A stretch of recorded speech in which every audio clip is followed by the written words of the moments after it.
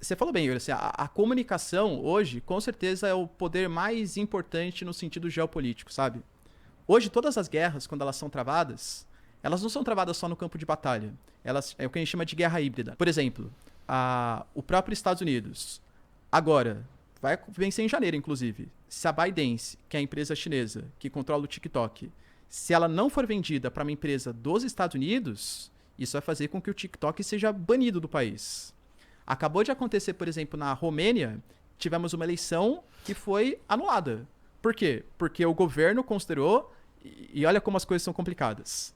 O governo considerou que teve campanha de desinformação da Rússia, a Rússia contratando fazendas de bots, colocando perfis falsos em redes sociais. Nossa. E que o TikTok, que é a empresa chinesa, também acabou impulsionando muito mais o conteúdo de um candidato em detrimento dos outros, era um cara que estava com tipo 3, 4% da porcentagem de votos. De repente, ele ficou com 25%.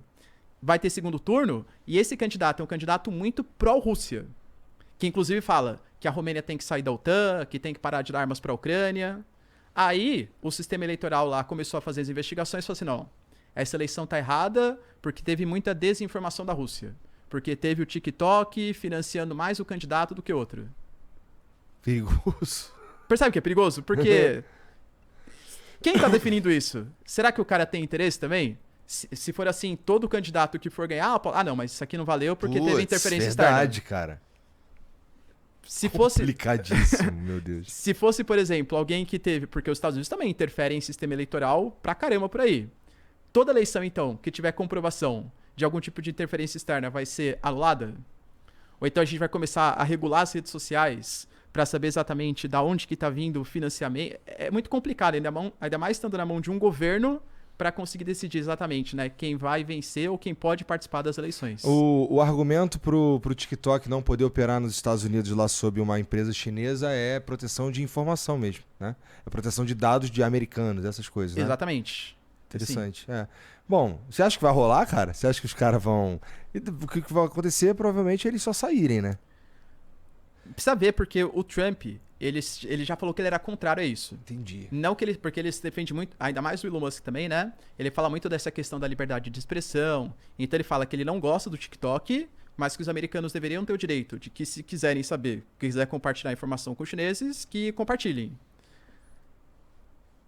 Fica complicada essa posição porque isso pode comprometer todo o Estado americano, entende? Por uma escolha individual de alguns cidadãos americanos. Mas, ao mesmo tempo, o Estado vai definir, então, com quem o cidadão americano pode ou não compartilhar as informações. Olha o dilema ético e moral que a gente entra, né? Eu gosto mais da linha do que o Trump tá falando nesse sentido, que eu acho que o americano deveria poder escolher mesmo. Putz, e aí eu, como Estado americano, eu me defendo como eu puder aqui, cara. Porque, assim, claro que os caras são alvo, né? E é interessante esse lance de interferência nas eleições da Romênia, por exemplo, que a gente começa a pensar, pô, e as outras interferências que os caras não se ligaram, né? Não, que desde pelo sempre mundo tem isso. aí. A Rússia, se tem um dos aspectos positivos que ela tem enquanto Estado, pra ela, claro, né? É conseguir fazer esse processo de interferência eleitoral. Os Estados Unidos também. A Rússia, por exemplo, ela interferiu nessas eleições americanas. A Microsoft falou isso, que a gente percebeu campanhas tanto do Irã como da Rússia, fazendo a Rússia no sentido de ajudar o Trump em detrimento da Kamala Harris. Muito por conta do posicionamento do Trump em relação à guerra Rússia-Ucrânia, né? Tem nada a ver com gostar do Trump, né? Tem a ver com o meu objetivo. Não, né?